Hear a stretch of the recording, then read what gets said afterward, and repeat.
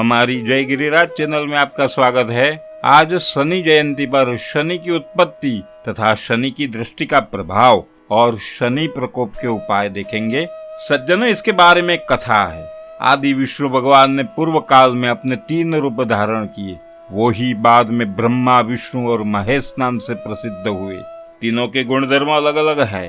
भगवान ब्रह्मा ने सृष्टि रचना का कार्य संभाला, भगवान विष्णु ने जगत का पालन करने का कार्य तथा भगवान महेश ने तामस गुण धारण करके संहार का कार्य संभाला। इस प्रकार तीनों देवता अपने अपने कार्य में व्यस्त हो गए।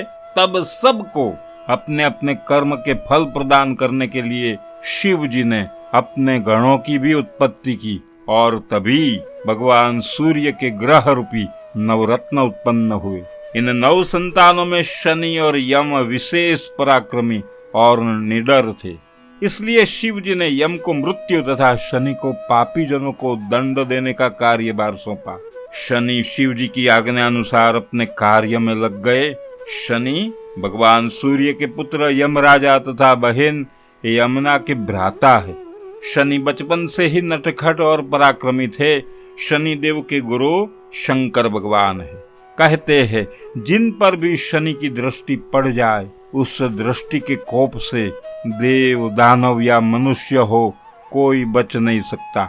एक बार की बात है, जब श्री गणपति जी का जन्मदिन मनाया जा रहा था। उस वक्त सब देवता आमंत्रित थे और सब ने गणेश जी को आशीर्वाद दिया, लेकिन शनि देव ने आके आशीर्वाद नहीं दिया और दूर एकांत में बैठे रहे। यह देखकर गणेश जी को आश्चर्य हुआ। सबने आशीर्वाद दिया लेकिन शनि देव ने आशीर्वाद तक नहीं दिया।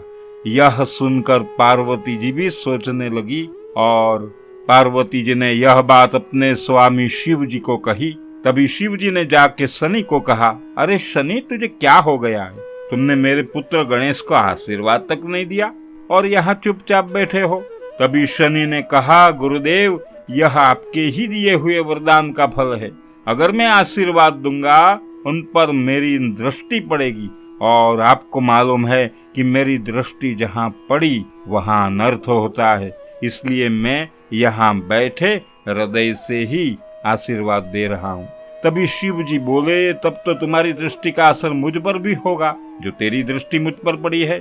तभी शनि बोले, उसमें कोई शंका नहीं महाराज, मेरी तो छाया भी असर करती है। तभी शिव जी बोले, आज के मंगल प्रसंग में यह चर्चा ठीक नहीं लगती है तो तू कल आना, कल बात करेंगे। यहाँ रात भर शिव जी विचारते रहे कि यह दुष्ट का क्या भरोसा। प्रातः काल होने पर कुछ विचार करके शिव जी घर से निकले तथा सुंदर हाथी का स्वरूप धारण करके एक सरोवर के किनारे विचरते और घास चरते थे। तभी वही समय शनि अगले दिन की हुई बात शिव जी के साथ कि कल मिलेंगे, वो बात के अनुसार शिव जी के निवास स्थान पर शनि जा पहुंचे और माता पार्वती को प्रणाम करके बैठ गए। शिव जी की राह देखने लगे और शाम होने आई। तभी शिव जी ने सोचा कि अभी तो थक कर शनि अभी तो चला गया होगा और वे अपना वास्तविक स्वरूप धारण करके घर लौट आए तो आगे ही शनि को बैठा हुआ देखा है। तभी शिव जी ने कहा, कहो शनि, तुम्हारी दृष्टि का क्या रहा?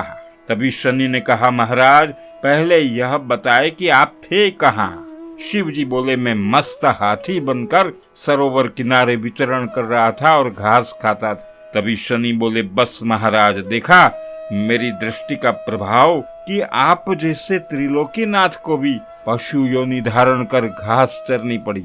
सत्य है कि शनि की दृष्टि से कोई नहीं बच सकता। शनि के अतिरिक्त बृहस्पति आदि भाई बहन है। सूर्य ने सभी को अपनी योग्यता अनुसार अलग अलग स्थान देकर उन्हें वहां का शासक नियुक्त किया था।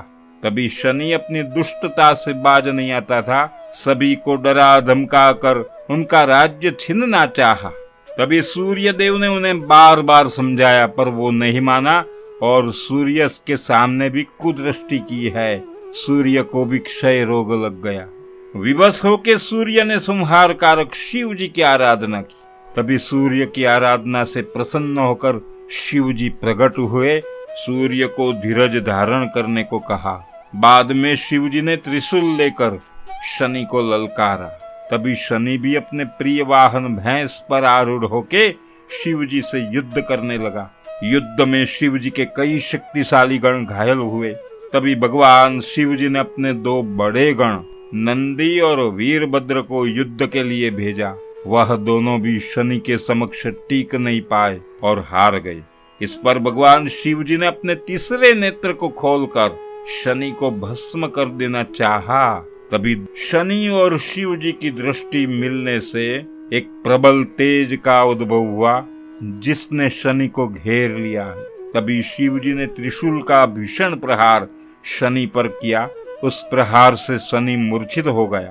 तभी अपने पुत्र शनि को दूर से मृत समझकर सूर्य खूब व्यथित हो गए और शिव जी के चरणों में गिरकर पुत्र के लिए प्राणदान की भीख मांगने लगे।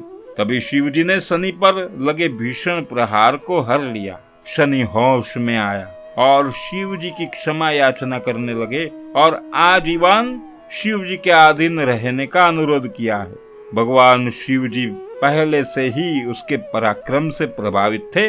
उन्होंने शनि को श्रेष्ठ शिष्य के रूप में स्वीकार किया और शनि को पापियों को दंड देने का कार्य सौंपा और आशीर्वाद देके 2 प्रकार की दृष्टि दी है कि शनि की कुदृष्टि से कोई भी बच नहीं सकता और शुभ दृष्टि से सबको लाभ मिलेगा। इस प्रकार शिव जी के आशीर्वाद से शनिदेव प्रसन्न होकर न्याय देने का कार्य करने लगे।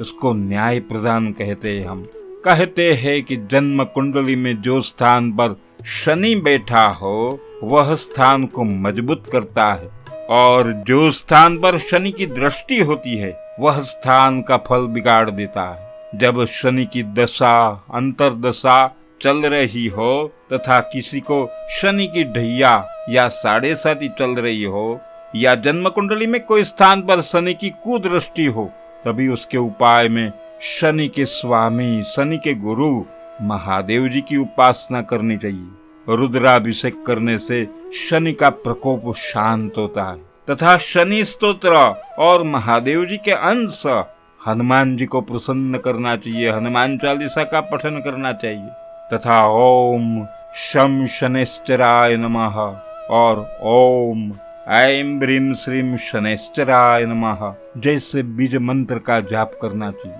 तथा दाहिने हाथ की मध्यमा अंगुली में लोहे का छल्ला पूजा करके पहने। पवन पुत्र श्री हनुमान जी के सहस्त्र नामों का उच्चारण करे या विद्वान पंडित से करवाए और शनि की प्रिय वस्तु जैसे काले तिल है, तेल है, उड़द है, काला वस्त्र, जूते, लोहा, सुवर्ण वगैरह दक्षिणा सहित दान दे। यथाशक्ति मृत्युंजय मंत्र का जप करे। कोई भी अच्छा नियम धारण करे तथा सप्त धातु की अंगूठी में नीलम जड़वा के उस पर रुद्राभिषेक करवा कर पहने। आदि कार्य से जरूर शनि का प्रकोप शांत हो जाएगा।